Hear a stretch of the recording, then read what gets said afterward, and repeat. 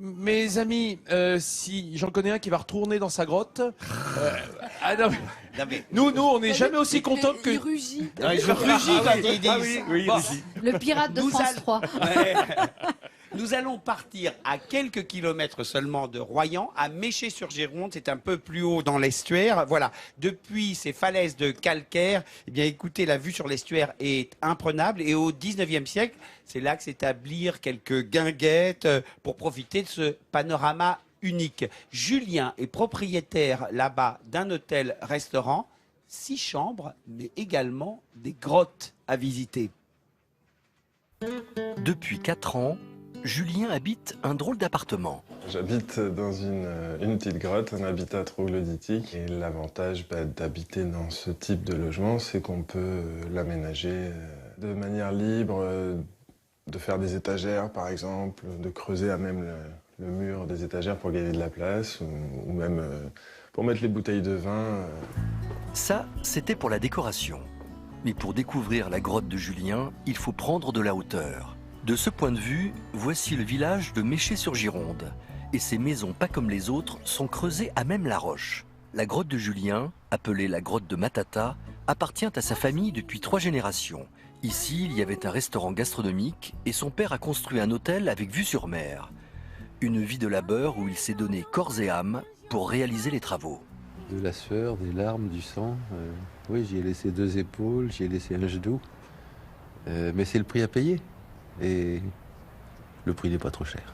Faire des travaux à flanc de falaise, c'est mener un bras de fer permanent avec la nature et les éléments.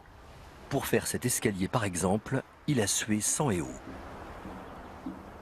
J'ai fait au marteau-piqueur, à la pelle, au marteau, au burin. Et c'est vrai qu'à la fin, j'y ai laissé un genou. J'avais un genou un peu faible et je l'ai fini dans cet escalier. J'avais 58 ans à l'époque, je me suis dit, allez, il faut le faire avant d'être à la retraite. Retraite, un mot que Philippe ne connaît pas. Même si désormais c'est Julien qui a repris les affaires familiales, le père continue de veiller sur son fils car il sait que la tâche est ardue. J'ai pensé, quand mon père me l'a transmis, que c'était un cadeau empoisonné. Julien m'en a parlé de temps en temps aussi, dans ce sens-là. Mais le lieu est tellement magique et j'ai toujours eu l'impression ne pas être propriétaire, d'être gardien du temple, je dirais. Voilà. Et d'en faire profiter les gens de ce lieu magique. Serge Gainsbourg, Lambert Wilson ou encore Johnny Hallyday ont séjourné dans cet endroit hors du commun. Mais rassurez-vous, pas besoin d'être une star pour profiter du paysage. Elles sont magnifiques, ces grottes. Julien, son grand-père avait fondé le restaurant en 1924. Je suis sûr qu'Olivier, tu sais qui a été propriétaire d'une grotte à Méché-sur-Gironde? Marie Laforêt. C'est très prisé, hein. C'est très prisé, c'est absolument. magnifique, hein. Alors, je suppose que vous connaissez ça, ces Oui, grottes. complètement, oui, tout à fait. C'était un refuge de quoi? C'était un refuge de pirates. Ah oui, à partir même à l'époque d'Aliénor déjà, n'est-ce pas? D'accord. Mais beaucoup plus tard aussi. Chaque fois qu'il y avait des grosses tempêtes, en fait, des navires s'échouaient et on les appelait les détrousseurs d'épaves.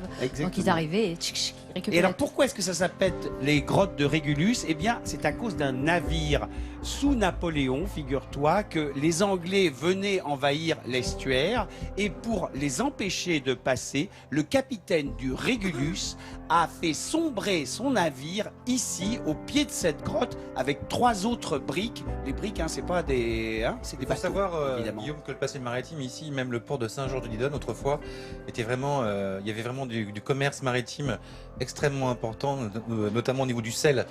Il y avait vraiment une forte économie maritime à l'époque. Alors, ces grottes, D'où les pirates, etc., etc. Tu as raison, et ces grottes, on les visite, grottes publiques, et puis les grottes privées, puisque Julien, lui, c'est une grotte privée, celle qu'on appelle Matata. Ah oui, tu nous présentes ta famille, c'est sympa. Je rêve.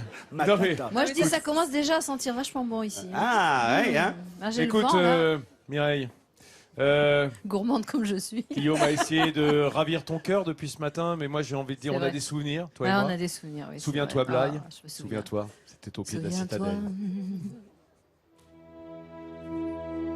Alors, c'est pour toi, c'est cadeau. Ah, ça c'est gentil. La magnifique Ça citadelle me de touche Blaye. énormément, ma citadelle, oui. Alors, Celle bon, dans laquelle je me suis cachée pour écrire le lit d'Aliénor et et voilà. puis cette rencontrer mes citadelle lecteurs. qui a un peu abrité tes premières amours aussi, hein, on va dire. Ah, je me Oui, rappelle de tout ça, à fait. effectivement. Ah, vous savez tout, vous savez tout. vous savez tout. Eh oui, oui, Eh, non, on voilà, n'oublie pas. l'escalier C'est secret de la ça. tour dans lequel je me cachais Ouais. pour écrire, absolument. La tour donc, du château des Rudel, château en ruine, bien sûr, aujourd'hui. Et je rappelle vite fait, alors Geoffrey Rudel était donc un troubadour qui a inspiré beaucoup de poètes et qui était contemporain d'Aliénor, qui est parti avec elle en croisade. La légende dit il est tombé amoureux d'une princesse là-bas, à Tripoli, et qu'il est mort en arrivant dans ses bras. Voilà, c'était... Mais c'est un cadre exceptionnel pour trouver l'inspiration. Ah, c'est magnifique, c'est magique, mais même de l'autre côté, du coup, si vous... il n'y a pas un endroit sur l'estuaire où on ne se Mireille. sent pas en communion totale avec la nature. Cette émission, c'est la tienne. Ah, Elle est merci, sur mesure. mais ça me touche à un Château point que tu des ne peux Rudel. même pas imaginer. Château des Rudel pour Mireille. Ah ben voilà, Et voilà la fameuse...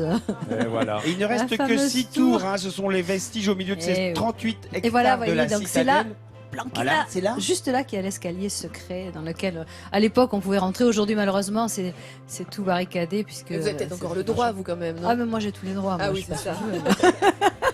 Cette citadelle, J'ai fouillé le dans les château des Rudel, c'est souterrains, au milieu de la citadelle, 38 hectares en tout ce Absolument. complexe militaire. Arrête de Ouais. ramener ta Vauban. science, on est bien, on est avec Mireille là. Mais On je est en Voilà. train de Je protéger. veux dire, parce qu'il faut que les gens aillent voir cette Mais citadelle laissons qui est parler le merveilleuse. cœur de Elle Blaye. est classée au patrimoine Elle est classée au mondial patrimoine de mondial. l'UNESCO. Donc il Absolument. faut aller voir cet endroit magnifique. Faut la visiter, faut la faire parler.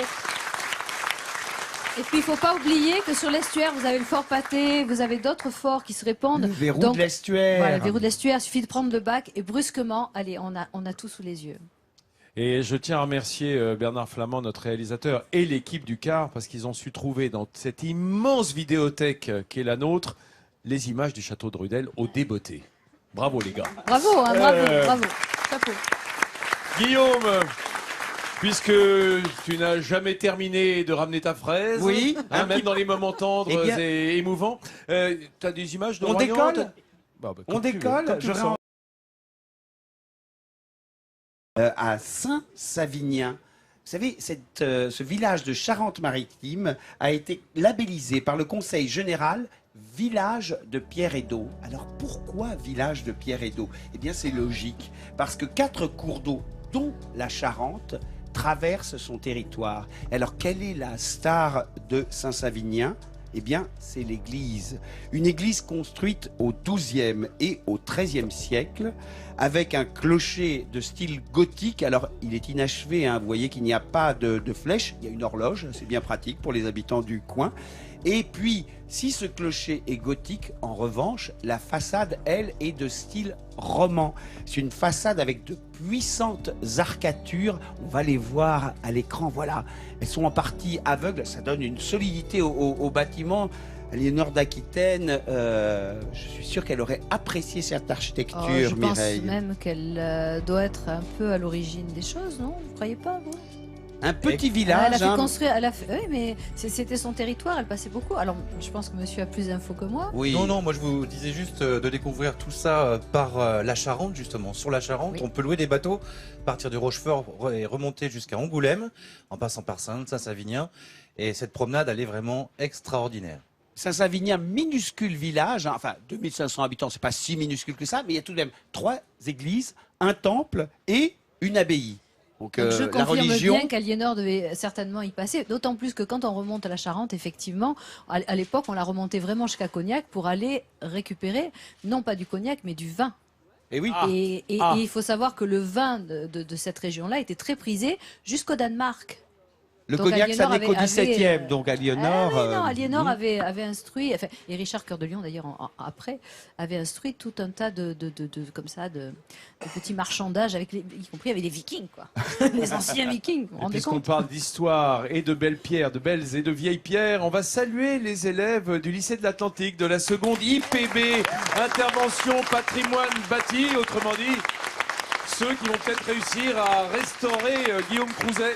Ah non, mais Et ils ont l'air sages. tu sais que moi j'ai repéré, j'ai discuté avec Jimmy tout à l'heure qui est derrière toi. Salut, Jimmy. Oui, IPB, on connaît pas ça. Ça veut dire quoi? Intervention sur le patrimoine bâti. Je viens de le dire, Ça hein, mais veut c'est dire pas quoi? grave. Non, mais C'est pas grave, Guillaume. Non, On mais comprend pas ce que ça veut dire. Ça sert à quoi, intervention du patrimoine bâti? Bah, restaurer tout ce qui est bâtiment ancien. Voilà, les chefs-d'œuvre en historique. péril. Les chefs-d'œuvre en péril. C'est le ministère de la Culture qui a fait ça. C'est tout de même une belle initiative que les jeunes s'occupent de nos bâtiments, non? Bravo, jeunes gens. Et comment